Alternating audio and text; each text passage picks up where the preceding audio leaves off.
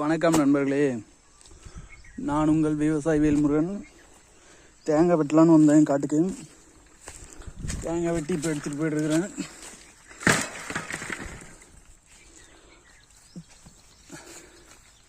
அங்கே இருக்கிற மரத்தில் வெட்டியாச்சு. கொஞ்சம் குச்சி காட்டு வர எல்லாம் புதையாக இருந்துச்சு, சொட்டையாக கிடந்த காடு. அதெல்லாம் அப்படியே ஓட்டி பில்லுலாம் சாப்பிட்டுன்னு ஓட்டி விட்டுக்கிறேன். அப்புறமேட்டு சோளம் வந்து வண்டியில் அரைச்சி விட வேண்டிதான்.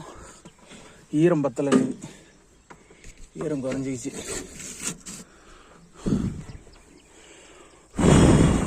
ஓட்டியாச்சு, வீட்டுக்கு போகலாம்.